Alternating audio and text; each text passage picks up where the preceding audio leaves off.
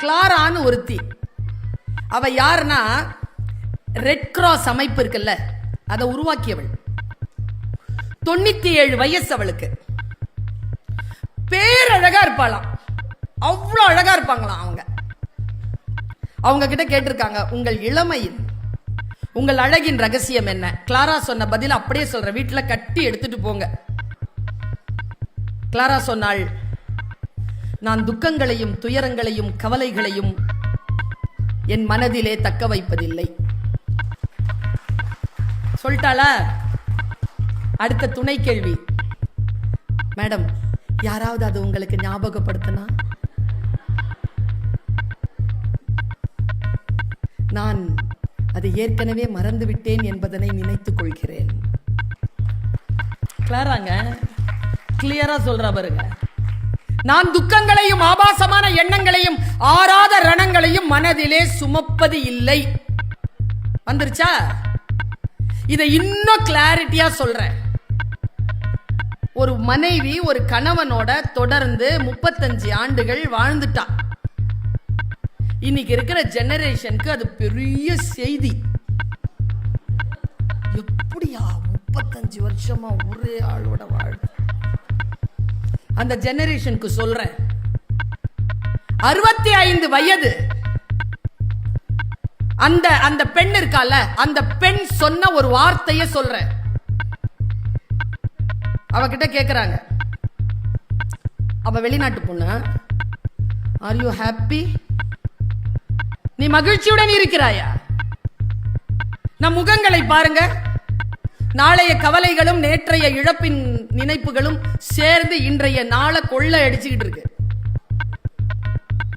நம்ம வீட்டு பாட்டிக்கு புதுசா வெத்தலை வாங்கி கொடுங்க, அது சாப்பிடவே சாப்பிடாது, எடுத்து அதக்கி வச்சுக்கோ. நேத்து பழசானதை சாப்பிடும், நாளைக்கு நம்ம கொடுத்தது பழசா போயிடும், அது நாளை மறுநாள் சாப்பிடும். அனுபவிக்கவே தெரிவதில்லை. அவகிட்ட கேட்டாங்க, ஆர் யூ ஹாப்பி? அந்த பெண் சொன்னாள், எஸ் ஐ எம் ஹாப்பி. அடுத்த வார்த்தை, ஆர் யூ மேரிட்? அவ சொன்னா, எஸ் ஐ எம். ஆம், எனக்கு திருமணமாகி விட்டது. Still you are happy? Yes, I am happy. Then give thanks to your husband. நீ உன் கணவனுக்கு நன்றி சொல் என்றவுடன், no I won't என்றார். இல்லை, நான் அவருக்கு நன்றி செலுத்த மாட்டேன். ஏன்? நான் மகிழ்ச்சியாக இருப்பதற்கும் என் கணவருக்கும் தொடர்பில்லை.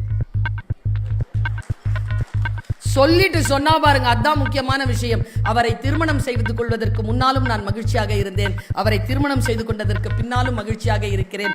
என் மகிழ்ச்சியை என்பது என் முடிவு. என் மகிழ்ச்சியை நான் அடுத்தவர்கள் கையில் கொடுப்பதே இல்லை. உங்கள் மனங்களை முறிக்கக்கூடிய, உங்கள் மனங்களை துக்கிக்கக்கூடிய விஷயத்தில் சற்று விலகி நின்று விசாரியுங்கள். சற்று விலகி நின்று விசாரியுங்கள். எனக்கு தெரிஞ்சு இங்கதான், திருவள்ளூருக்கு பக்கத்துல தான், என்ன ஊருன்னு சொல்ல மாட்டானா. இதே மாதிரி ஒரு அம்மாட்ட கேட்டாங்க, எவ்வளவு வருஷம் ஆச்சு? கல்யாணம் ஆகி 42 வருஷம் ஆச்சு.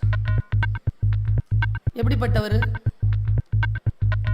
இல்ல சொல்லுங்க, உங்க வீட்டுக்காரரை பத்தி சொல்லுங்க. நான் மொழி ஆசிரியை, 300 பக்கத்துல கூட மொழிபெயர்க்க முடியாதபடிக்கு அந்த அம்மா ஒரு பதில் சொல்லுச்சு. உங்க வீட்டுக்காரரை பத்தி சொல்லுங்க. இவ்வளவுதாங்க. மனசுல எவ்வளவு கோபங்களையும் கஷ்டங்களையும் சுமந்து கொண்டிருக்கிறோம்.